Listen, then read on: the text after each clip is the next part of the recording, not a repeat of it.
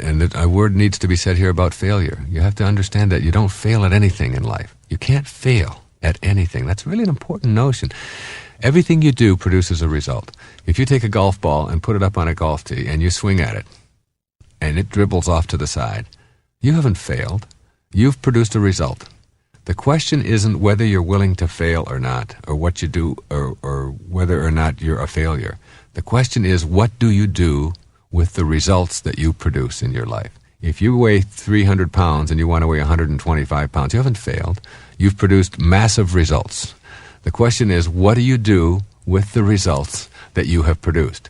Do you tell yourself that, oh, I'm no good at this, and you put a label on yourself and stay away from the unknown?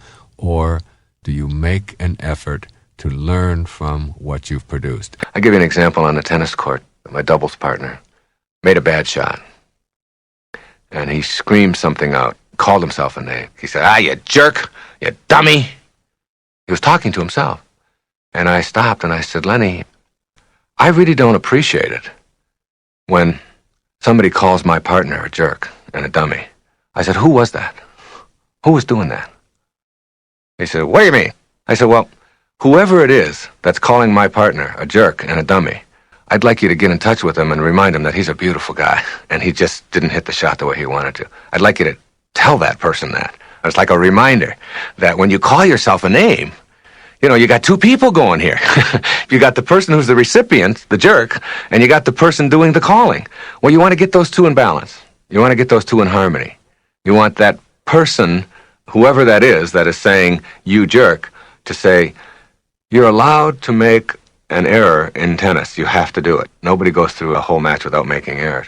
And that it's okay, and that you forgive yourself, and you're kind to yourself. And then the recipient of that is in balance, so that those two people, quote, or those two parts of you are in harmony.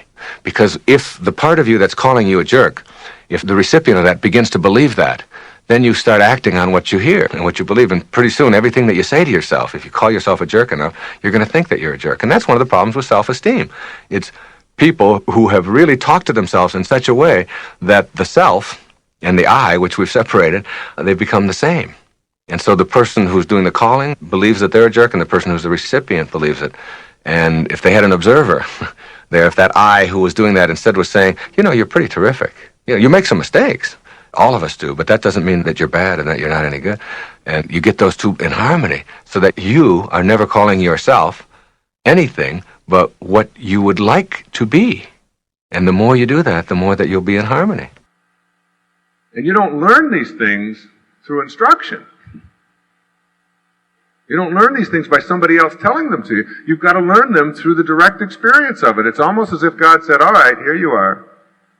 You showed up, and you want to teach people about self-reliance? Get your little ass into an orphanage for 10 years. And learn how to do that. Learn how to rely on yourself. Become inner-directed. Become self-directed. And don't complain about it, and don't whine about it, and find something beautiful in it. And that's what we do when we're children. We don't wake up when we're an orphan and when we're a child every day and say, oh my God, I'm an orphan again today. It's Wednesday. I was one yesterday, now it's tomorrow. When is this going to end? You don't do that. You wake up and you deal with what you have to deal with.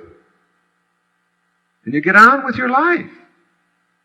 And now you can look back at your life, and most people look back at the experiences of their life and say to themselves, if only it would have been different. If only.